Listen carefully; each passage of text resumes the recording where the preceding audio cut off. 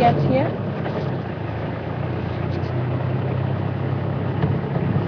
And it's the one that we regularly see on the roads.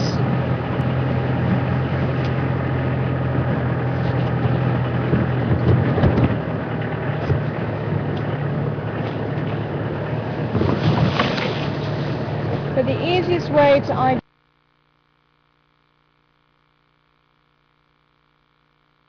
birds, once you know what it is. Oh, there's a buffalo. Once you know that it's a frank, making us get away. Camera shy. Oh, you beautiful boy. The spread on his horns is stunning.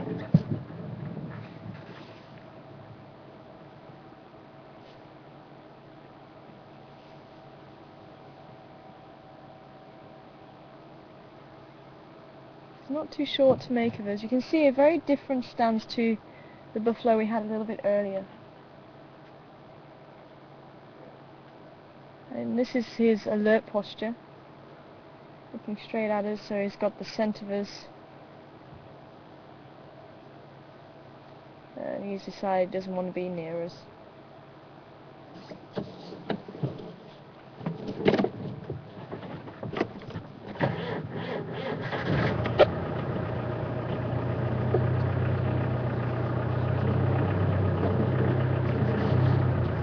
Shelley, nice try. But it's not a coqui. Solly. Sorry. Sorry, Solly. There we go. Sally. Okay. I need to go and clean my ears out, I think. Sally. Sorry, Sally. A nice try, Sally. But it's not a coqui Franklin. Coqui Franklins are slightly smaller, with a golden tanned head, depending on if it's male or female. Males tend to be slightly golden, females more of a tan colour. Difficult, obviously, to see the size on the screen, but they do tend to be a little bit smaller. So when IDing birds, once I've got the actual species, or the family, I then go into the areas to look for first of all. So some species you can tell apart immediately because of the colour of the bird itself. But there are some species like the indigo birds, for example. They all look very similar, they all have a similar coloration. But if you look at the bills and the leg colour, that helps to tell the species apart. So knowing where to look straight away will help to ID what type of bird it may be. So with the Franklins, to say the three key areas to look are the legs, the bill and the head. And if you look at those three things, that should help you to ID the bird very quickly. So with the coqui Franklin, the size is going to help, but obviously said on the screen it's going to be a little bit more difficult for you guys. But if you look at the head, with this Franklin it had the dark cap and then the white, so that should help to give it away. The grey beak and the orange legs. So the grey beak will set it apart from the other species that you may get it mixed up with.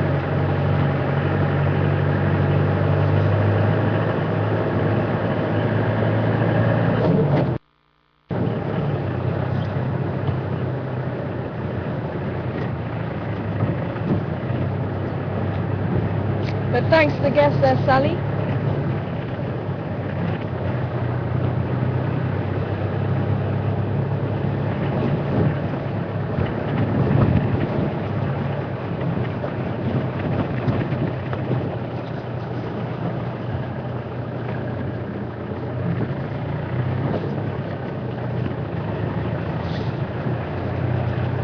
Well, let's take a drive through to Buckelsog Dam and then we'll make a loop around again.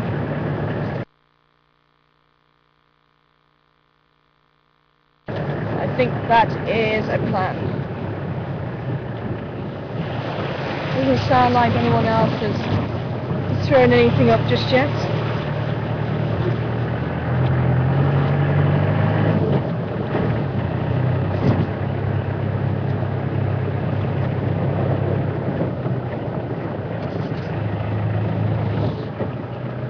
And we've got the same Franklin in the road again. With a chick this time.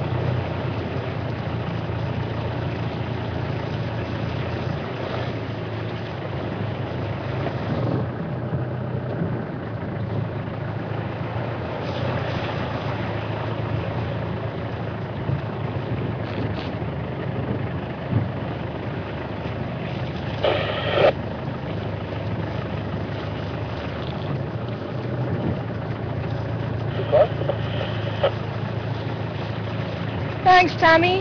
Well done. You've also got it right. It is a crested Franklin. So the black cap will help to ID this one. The tail Franklin, remember, has the red bill or orange bill and the orange legs.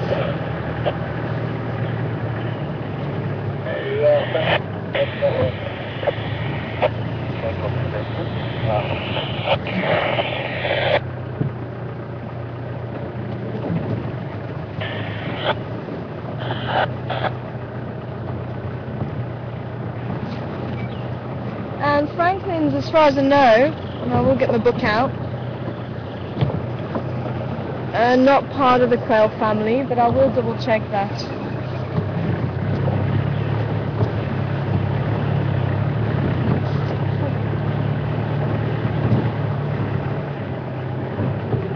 we're here at Tamborti Dam on Buffalo's Hook Line.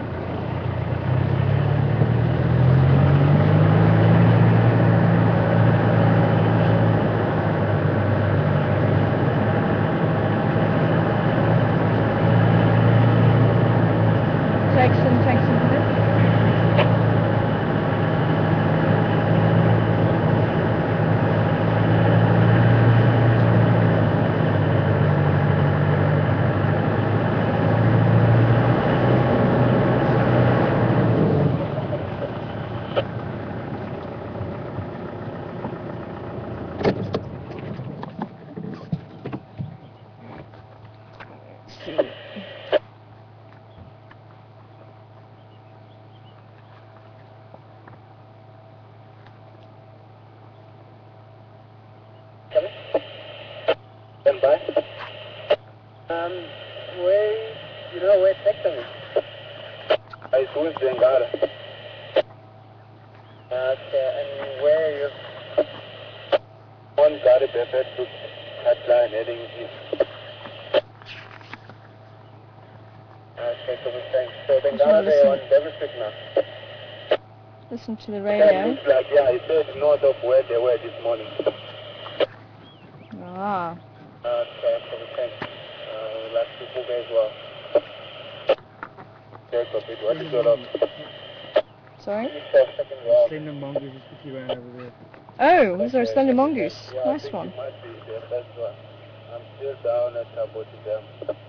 Okay. Okay, That's where this book fails. It doesn't actually have... Oh, there he goes. Oh, nice one. I go. Just about maybe...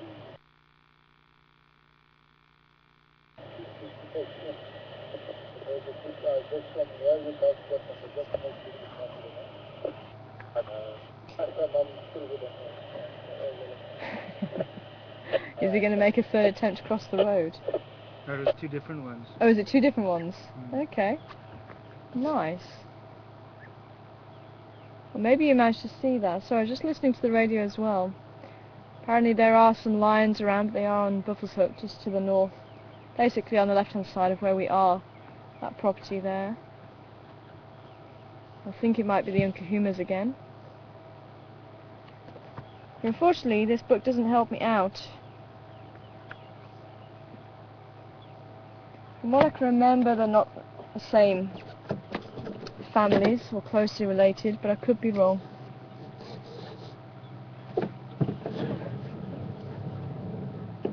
On that one, Tammy.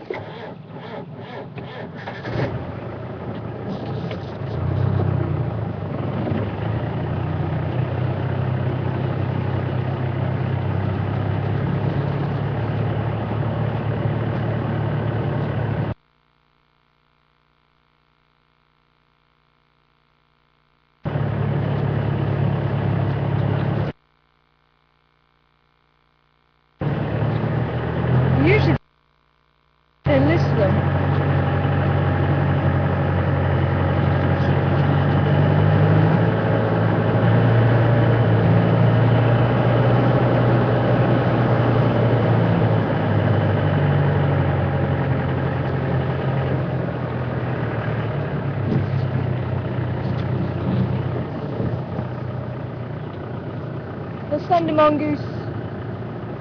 Good afternoon. Hello, how are you? Hello. Good, thank you. Did you find anything? On that side? Unkahumas? Was it the Unkahumas? Okay, nice. You saw giraffes? Oh, no giraffes. Oh, okay. Alrighty, enjoy.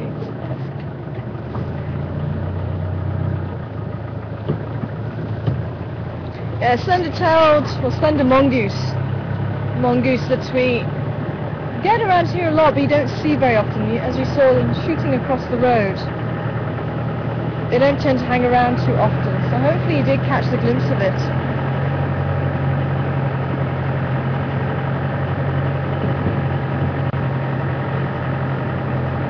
Probably about twice as long as the dwarf mongoose that we see. Tail about the same length as body.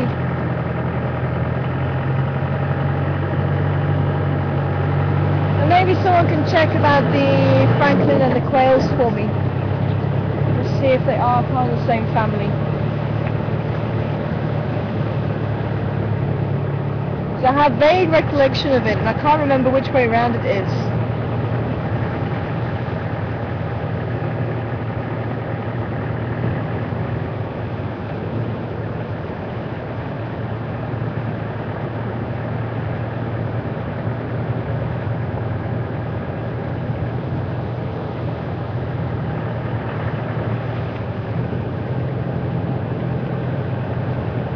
Henry just saying that there was the Unkahuma Pride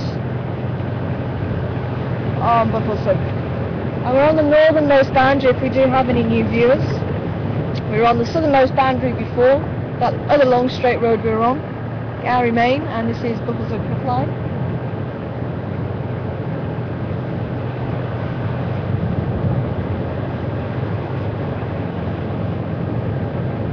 And this wind is really picking up, wow.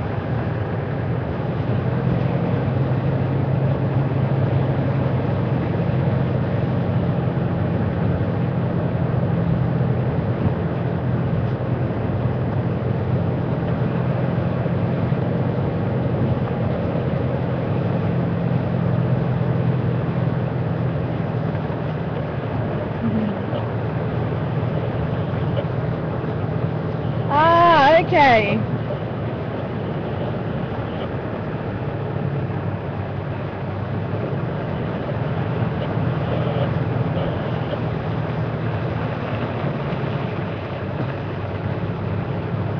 Thanks, Tammy. Thanks for the picture. And apparently the crested francolin looks very similar to a quail in the USA.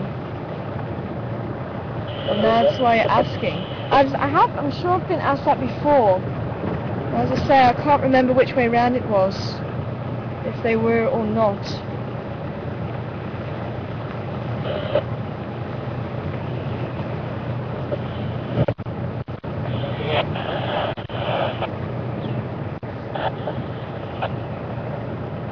I think there's a kudu here. Saw it from a bit further back.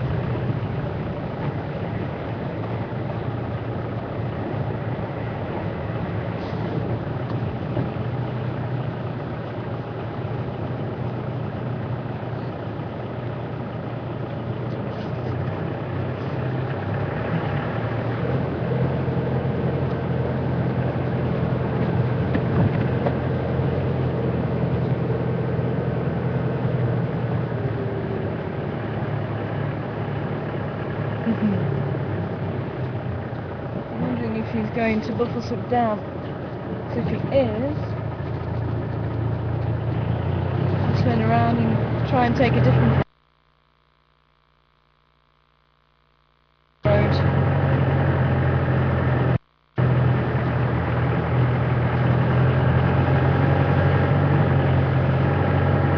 Thanks, Penny. Penny's saying they used to be part of the same family, but now a lot of the Franklins are now a lot of the Franklins have been renamed Spurfowls.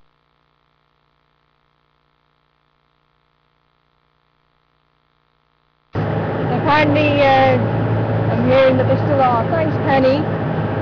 So thanks for that. So there you go, Tammy. They are part of the same family. I will have to remember.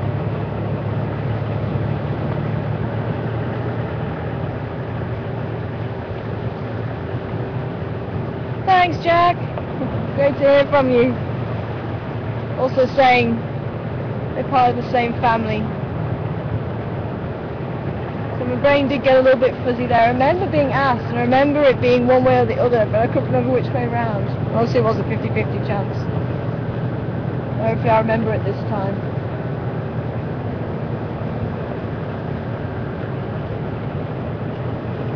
And the family being, if I can get it again,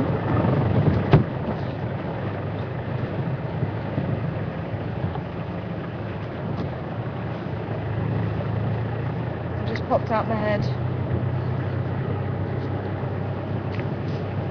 Faisiana Day, thank you very much. Faisiana Day.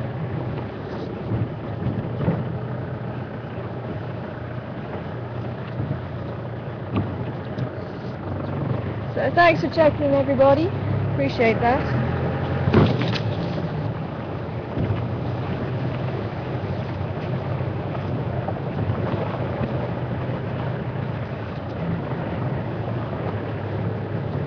And thanks, Janet, also sending through information about that.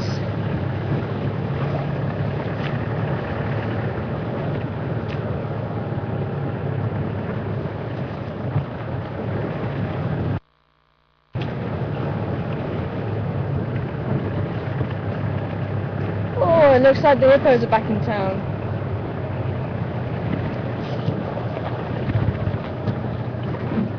They're missing a little while from Buffelshoek Dam.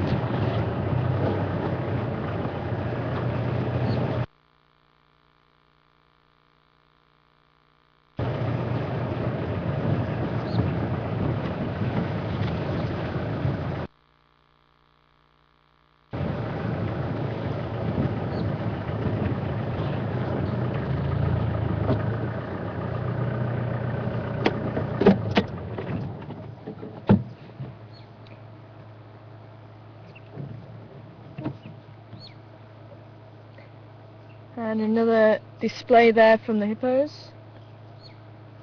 Now the whole point to the yawning is to display those teeth. Oh, it looks like they're having a bit of a tiff between two of them. So maybe just pan to the left, the other one, there you go. Between those two.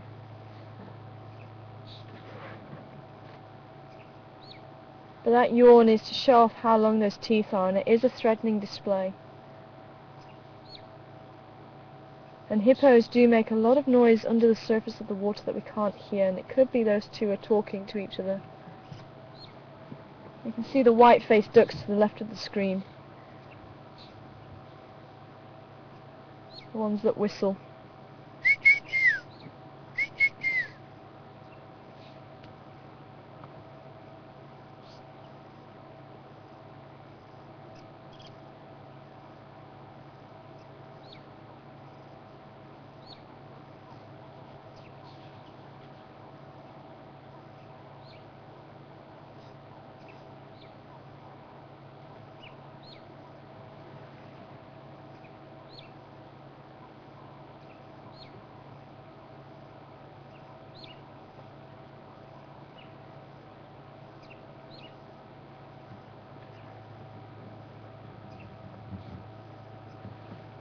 All seems very quiet again.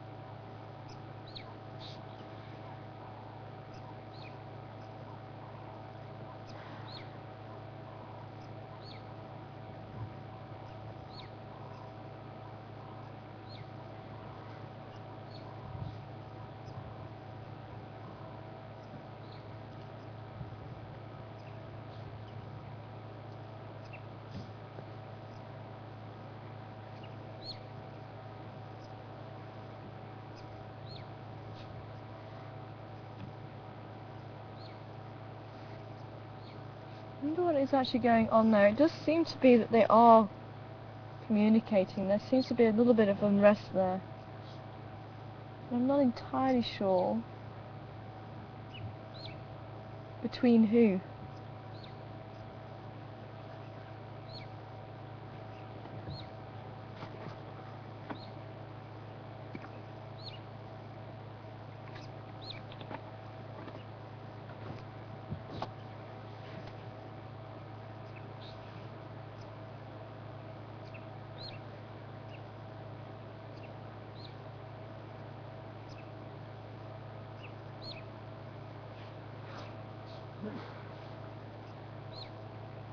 So we're going to get a sound then. The sound that we can hear is a very deep kind of sound, although it's much deeper than that.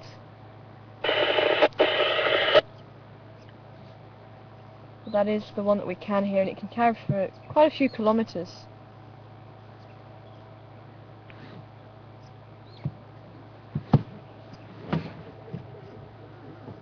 Just want to move forward a little bit. There is one coming out of the water to display.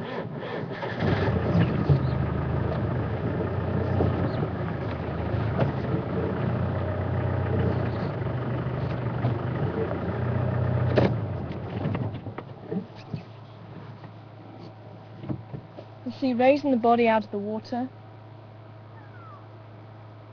can be threatening, also defecating, and when they defecate, they'll flick the tail and spread the dung. And opening the mouth, as I said just earlier, showing off their teeth is also a threatening display. And the one in the screen now was just doing that. It was just hidden a little bit behind the bush.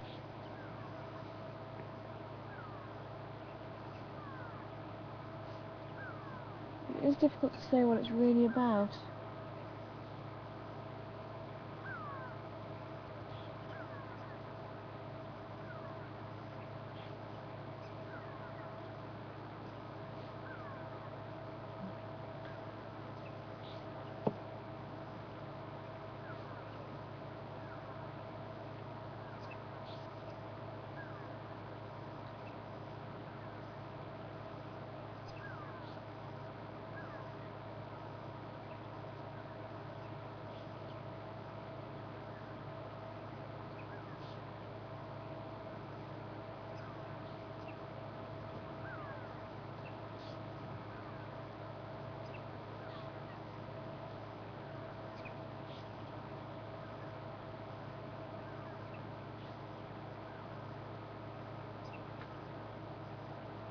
Very interesting.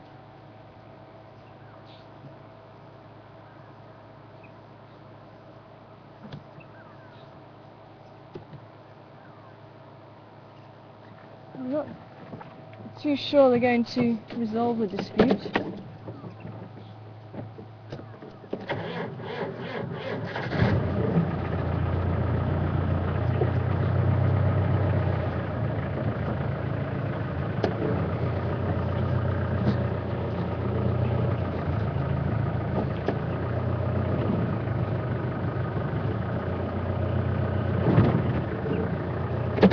Porpoise a little bit now.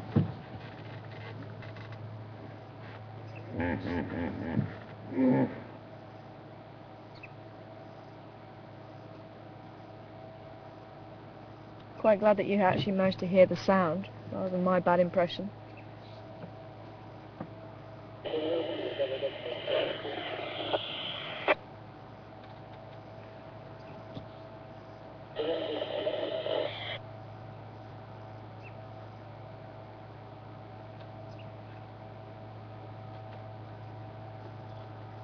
There could be a lot of talking going on underneath the water. There could be clicks and croaks and whining. You need to have a microphone underneath the water to hear that. And it's possible the hairs under the chin help them to detect those sounds as well, and there is some research going on into that possibility.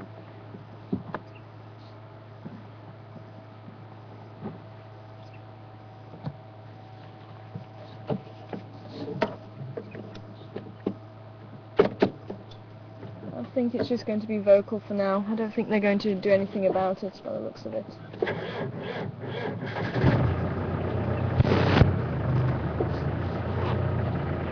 So let's head off and see what else we can find.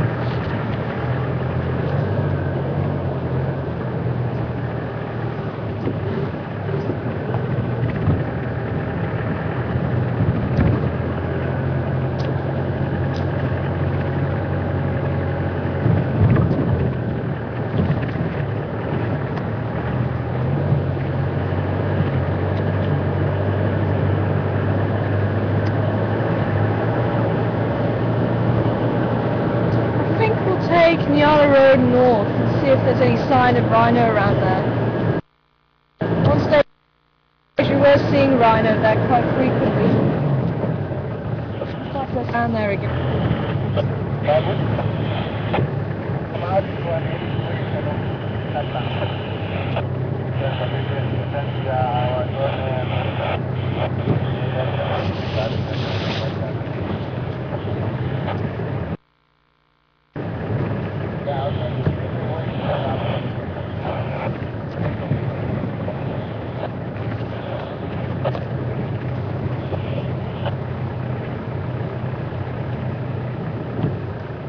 Can you repeat, was there a lock on Cheetah Cut line there?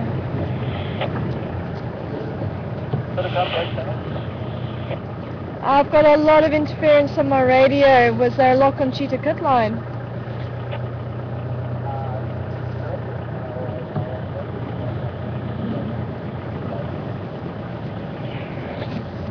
Copy, thank you.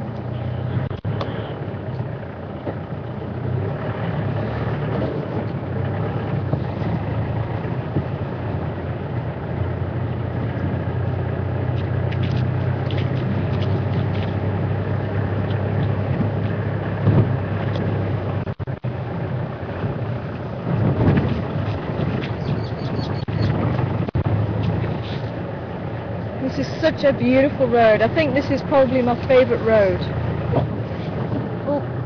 Oh, just about saw it. Just a little bit too late. Sorry, Spider. At least let me keep some of your web.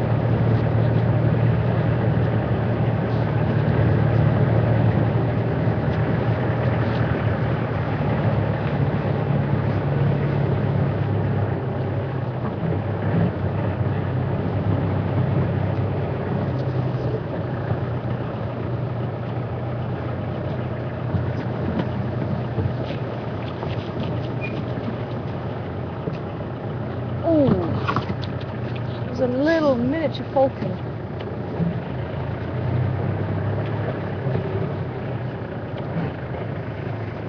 I didn't see exactly what it was, but it was a very small falcon.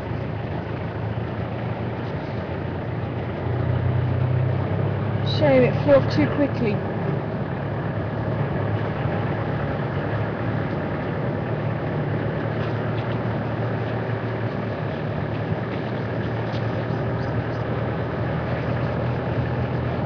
Hear the babblers babbling away in the evening sun.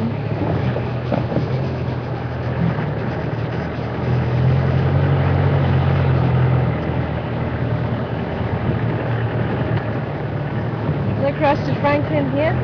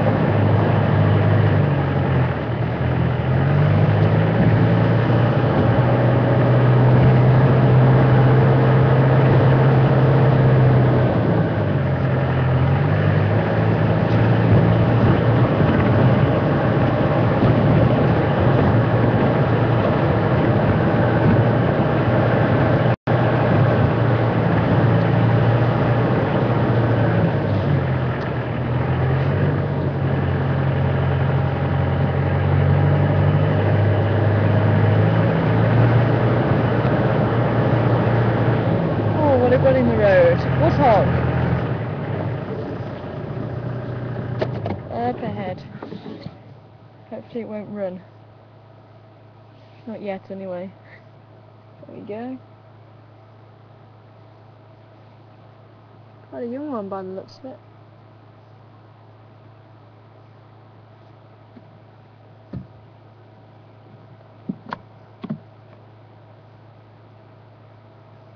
There you go.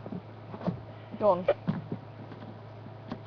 And there's a family of them, also crossing the road.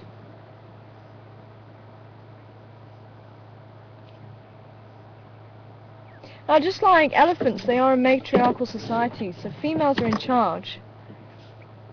And if they don't want a male around, she will tell him that she doesn't want him around. May have to do some magic here.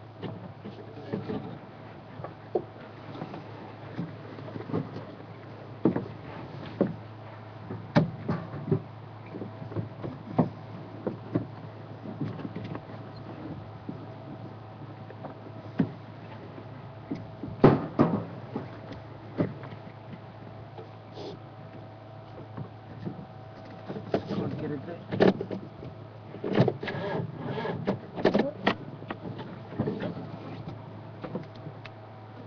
That's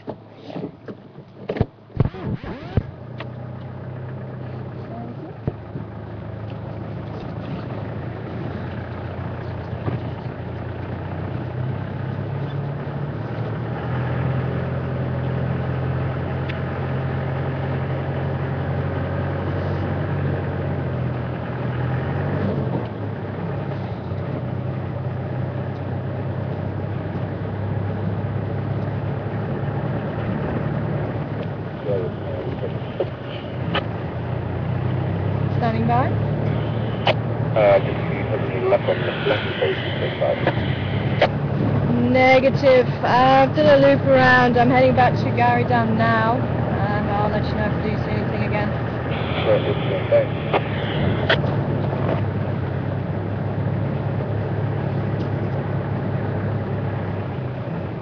Yeah, another Franklin.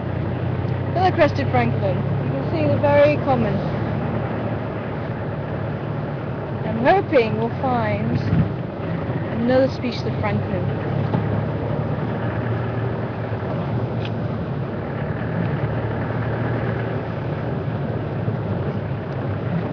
It's always the way. If we're out looking for Franklins, we won't find them.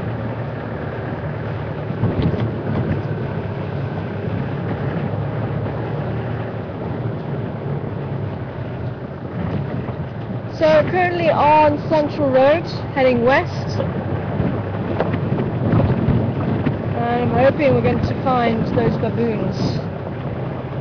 I'm sure that I did hear them. I'm sure they were around.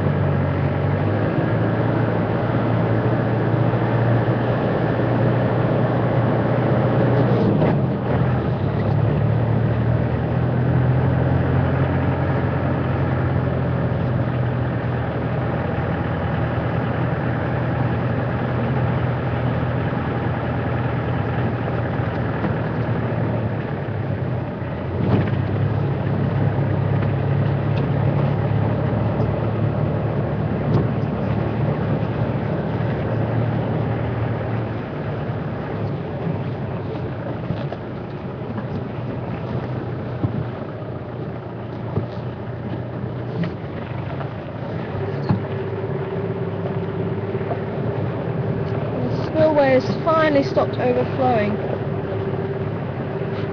We're seeing baby terrapins here and plovers and all sorts of small creatures here, but making use of the water, the shallow water.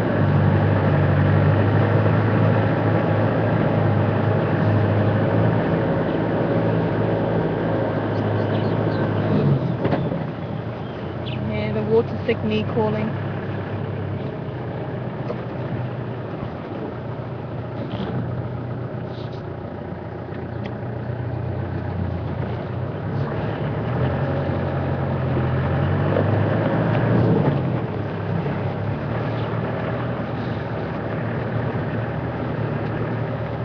It all looks very still here at Gowrie Dam. Maybe a little bit too still.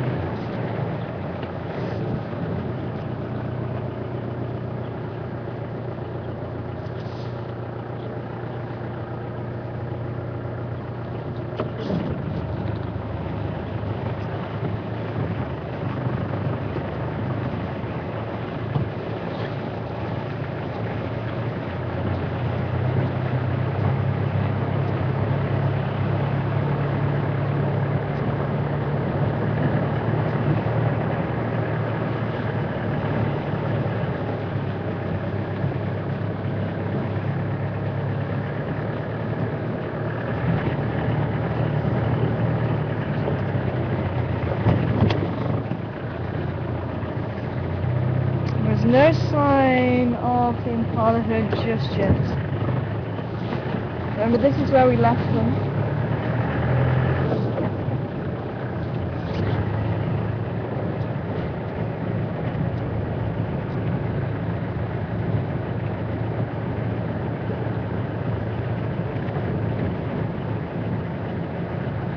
Yes, they've already made their way up onto the quarantine area.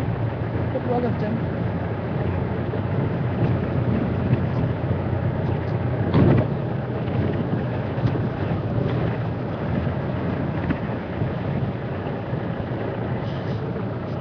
There's something I haven't shown you for a while. We can just pan to the bush here. The blue guari.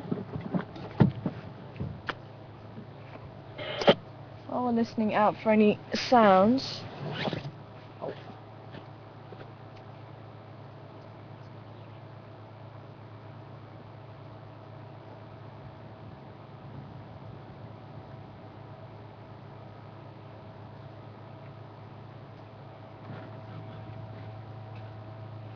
I'm just keeping a lookout around here. I shall show you how to make a toothbrush. I feel very low down here. Am I okay down here? So this is magic guari, not blue guari. But blue guari tends to be a little bit more bluer in colour actually than the magic guari, and not as wavy around the edges. So used to seeing so much blue guari, I keep trying to call this blue guari. But on my old reserve we used to have nothing but blue guari and the occasional bit of common guari. But I don't know, are you able to get that? What I'm doing is taking off the bark.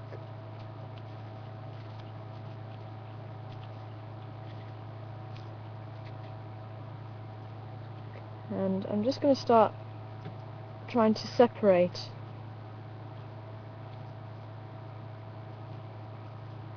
the fibres. Just try and separate them out a little bit, and then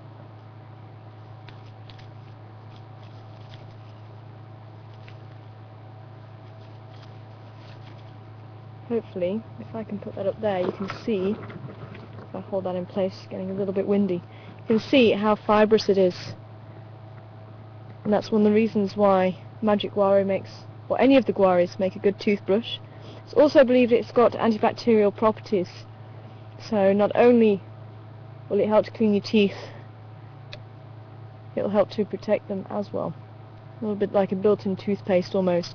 But you can make toothpaste from some of the trees. The sickle bush, which unfortunately I don't have any close to hand around here, but you see it quite a lot. sickle bush makes a good toothpaste, and also the leadwood.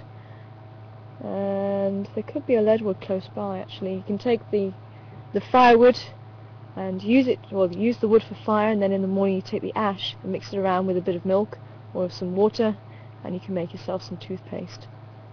So that is a bush toothbrush. And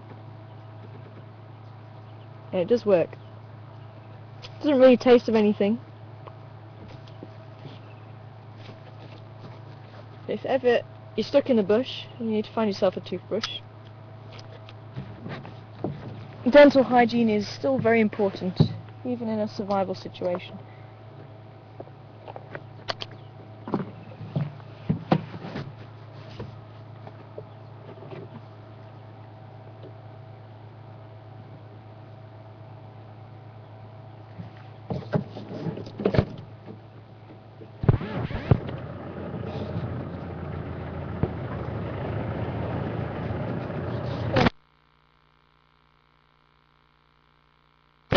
Was used to find water. Take two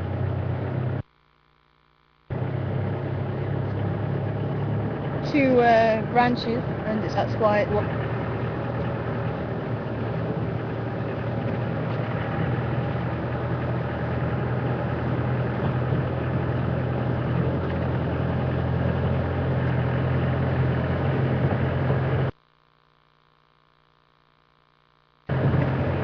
So we're going to make another lap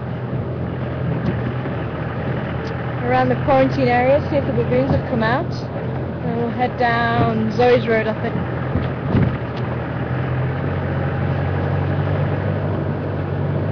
Ah, there's another Franklin, that's the one I was after.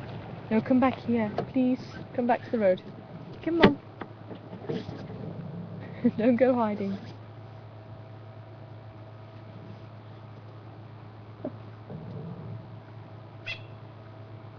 We'll stop calling. There you go, he's coming back to the road now.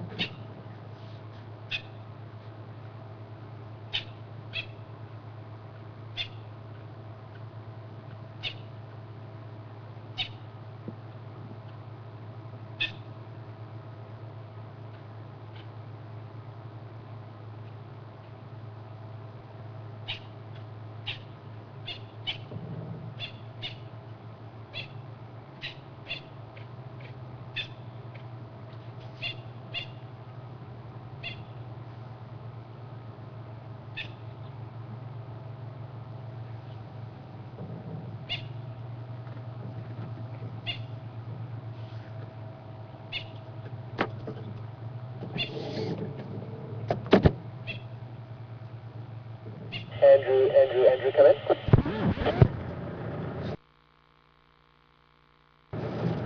I think this one everyone was struggling to ID a little bit this morning. Let's see if anyone able to ID it this afternoon.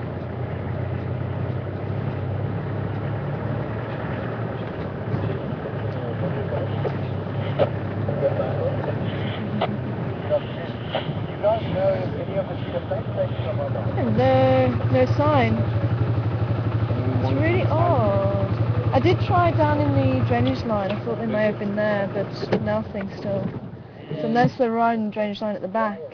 But I'm sure I did hear one or two, because it actually sounded like they were fighting, and then the Impala started. Is it? Mm. I'm worried about them now.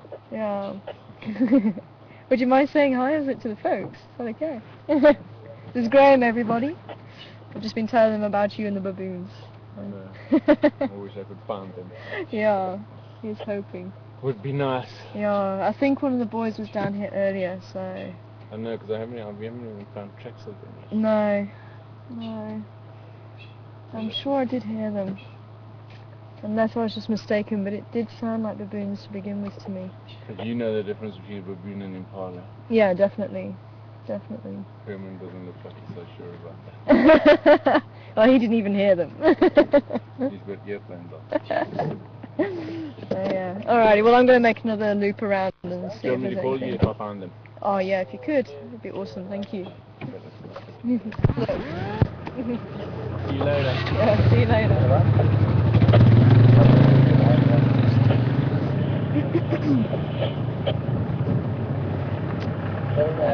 Hopefully for those of you who haven't met Graham before, it's nice to put a face to the name. And as I say, he's been doing the research on the baboons, and they've actually accepted him into the troop, and he can get very close to them. They'll come right up to him when he's sitting there. And because he's been accepted into the troop, he's been able to start to understand a lot more about the behaviour and the interactions. So I was quite keen to have a chat with him the other day to see how the troop are reacting to one of the females losing her baby, Elby.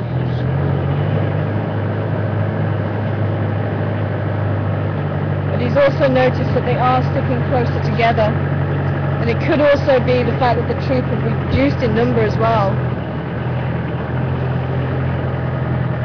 So they're having to pull tighter together.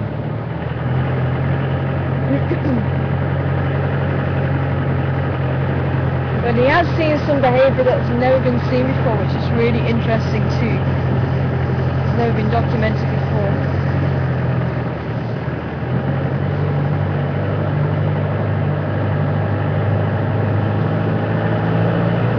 Brenda! Thanks, Brenda. And you are correct. Natal Franklin. So we've got 2 out of 2 this afternoon. I'm hoping to find a third one before the sun goes down. That would be awesome.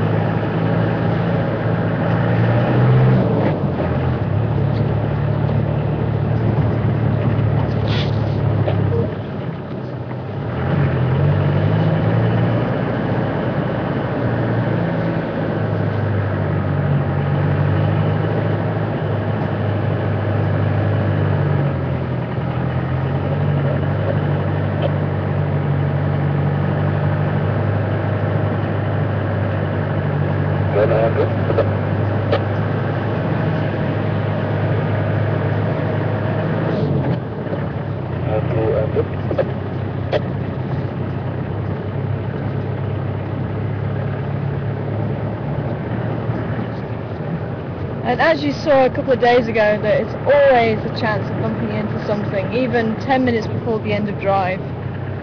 So I'm hoping we're going to have some luck this afternoon. But you do have days where everything seems to be happening, and then you do have days where it seems to be all the animals have left our part of the world.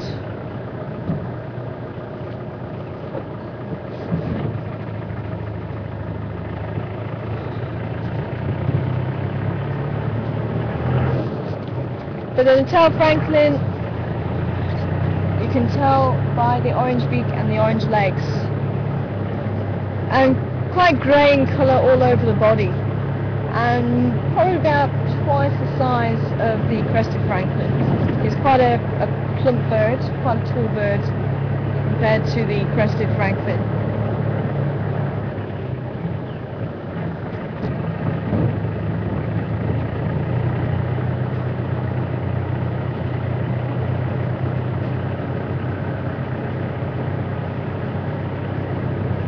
Sorry, Laurie. Getting sidetracked about Graham finding something interesting in the baboons. And in baboon society, baboons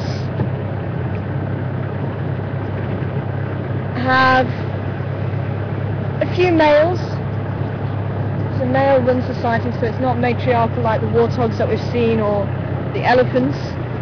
It's an oligarchy society. So you have 2, 3, 4, 5 males, depends on how big the troop is, and they will basically run the show. And they will have several females who they associate with. So each male will kind of have his own little harem of females. And what was quite interesting, when we had the troop up to about 17, I think it was, 17 or 18, the amount of females versus males was equal. And what he found was that they were actually pairing off, which was very unusual in baboons. Instead of one male or 2 males having the majority of the females, we actually paired off. And he said it's never been seen before, it's never been documented before. So very unusual.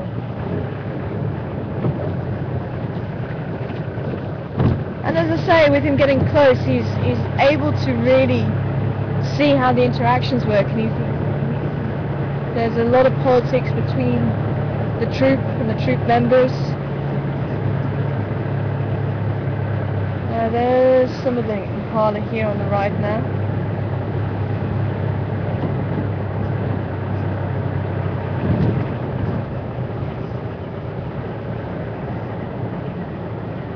All made the way up this side.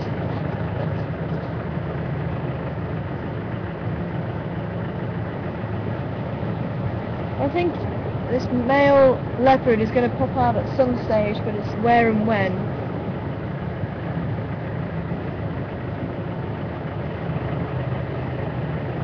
And the same with the baboons as well. I think the baboons are in here somewhere.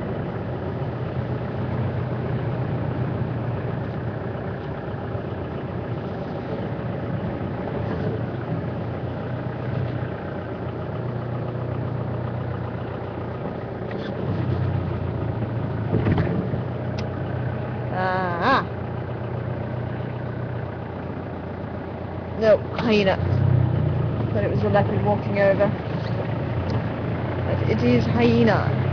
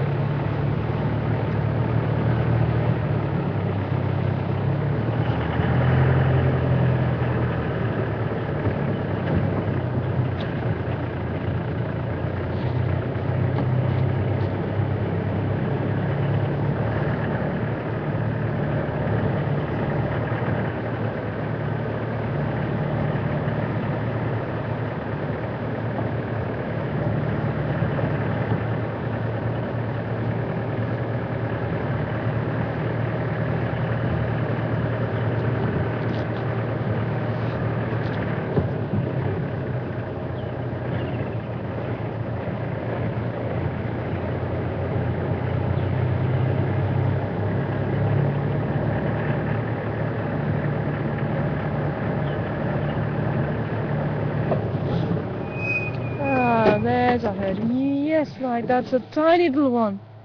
Look at that. There has been a couple of females still looking pregnant, and she must have just given birth in the last few days. That is a tiny baby there.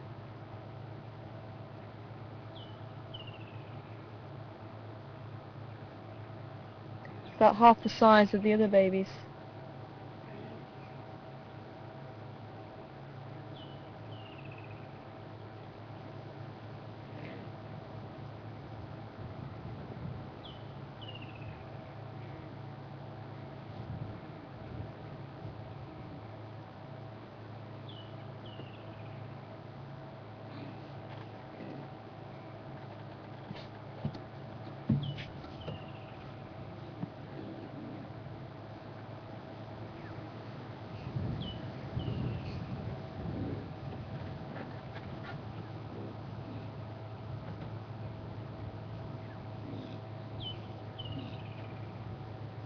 That other female is watching. And she's coming over.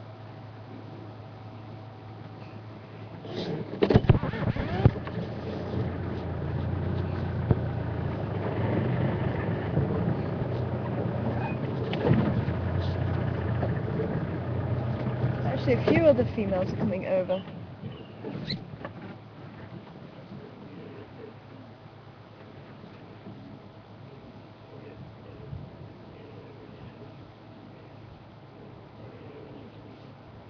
See if we can move alongside them maybe, because I'd like to see its greeting a little bit more.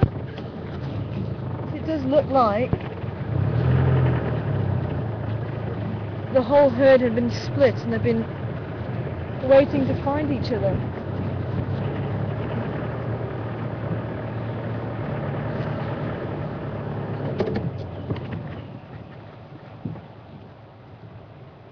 And it does look like there was maybe some babies that had been split as well. You can see they're trying to drink from the mothers now.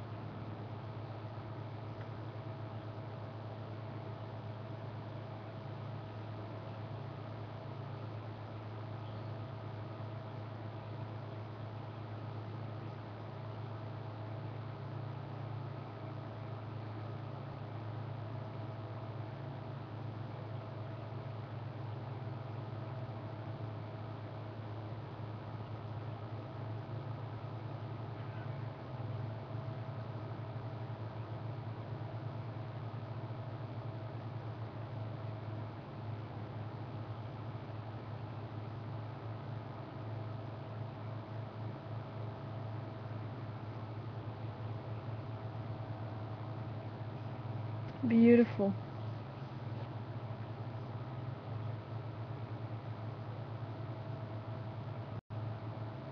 So there's been a couple of reunited mothers and lambs there, which is wonderful.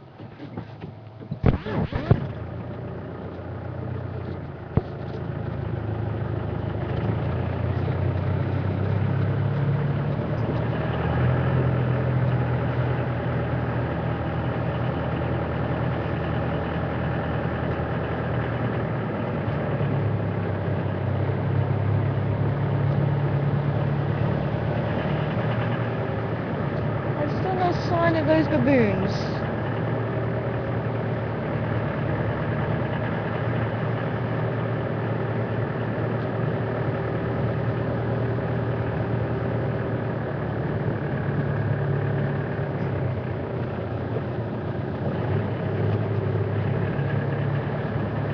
Very odd.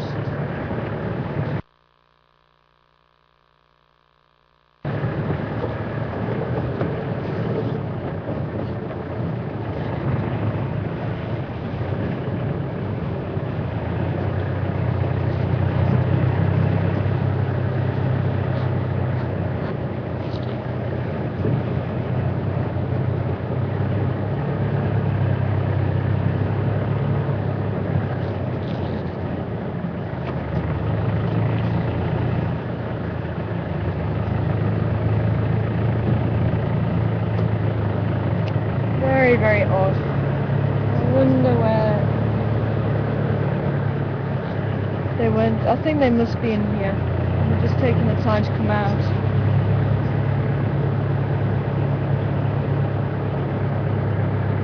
Although they're not always sleeping at the house they usually sleep at. You have noticed they have been sleeping elsewhere. And maybe they have a spot somewhere in here.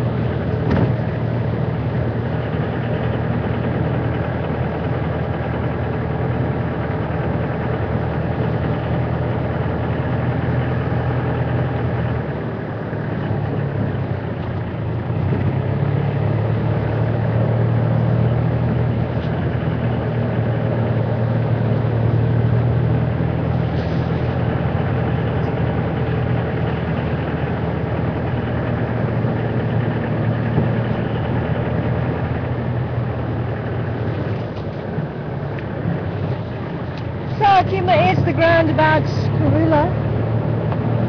And if we do hear any more news, then I'll be posting it on Karula's Facebook fan page.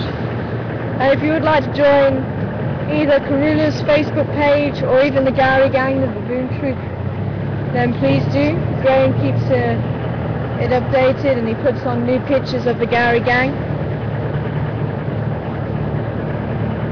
And if ever we do hear anything of Karula or we see her, I post it on Karula's page. And each of the leopards have their own page, so you can keep up with the movements of those cats. Lions too. I think there's one or two individuals, elephants and buffalo as well. And I will be posting another behind the scenes tomorrow, so definitely look out for that.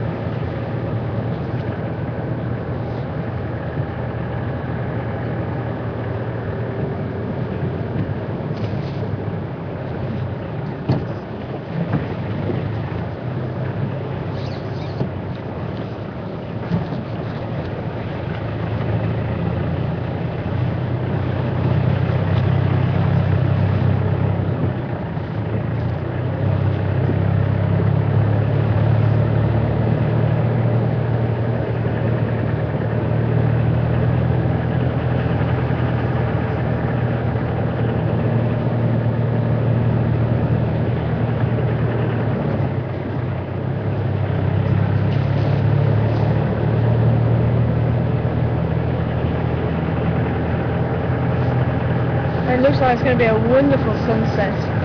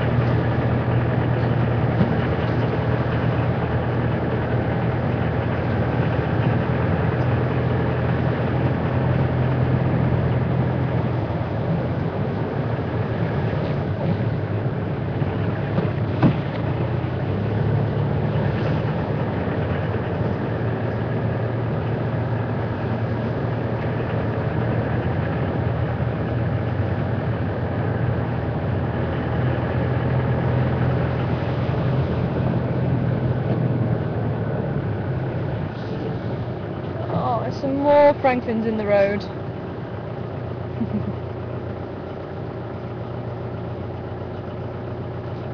And crested Franklins again this time. All going off the road there.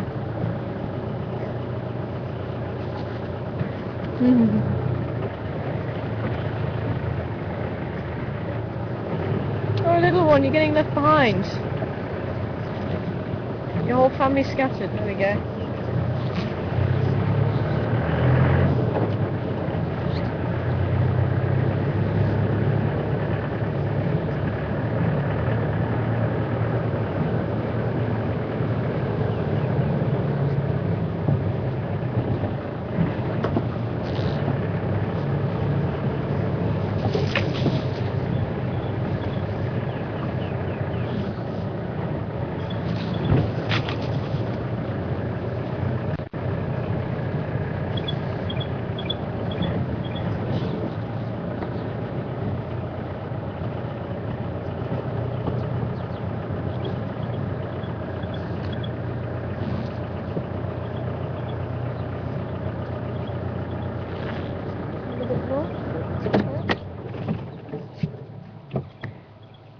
Well, I was hoping we may have some luck here at Impala Plains.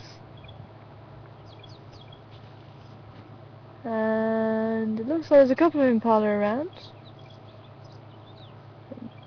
And a couple of crowned lapwings, but this is such a beautiful sunset.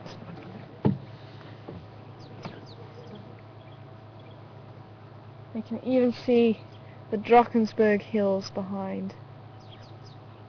The Dragon Hills. How stunning is that?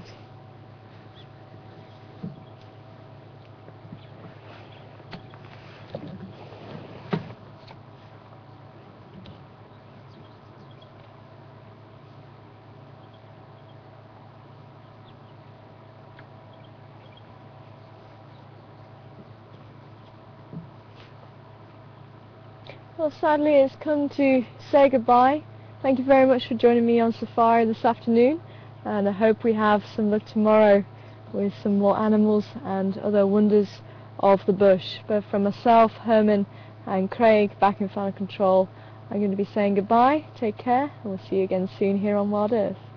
Enjoy the sunset, guys.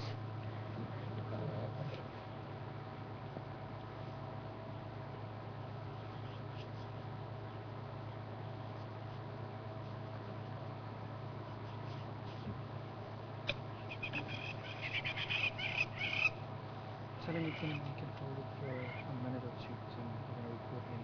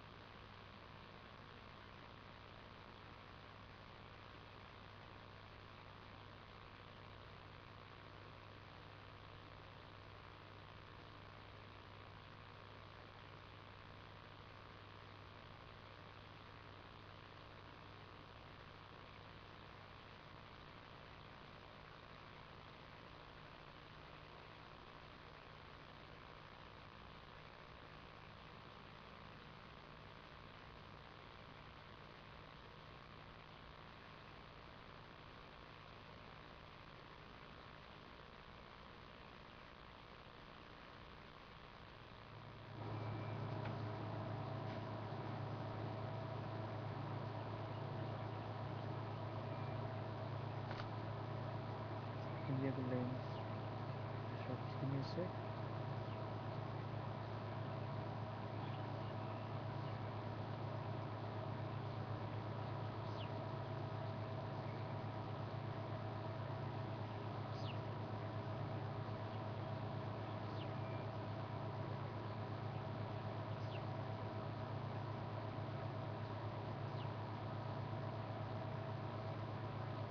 Okay, it's funny, you're talking about whatever you want to do.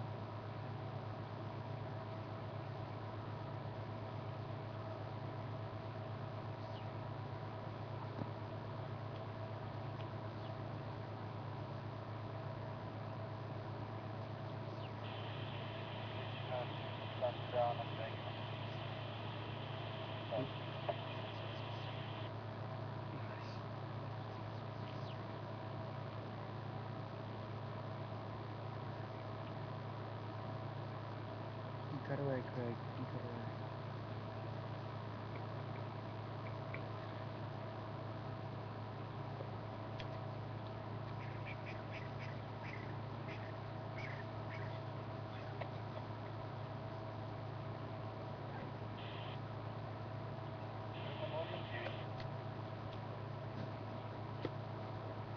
Cut away.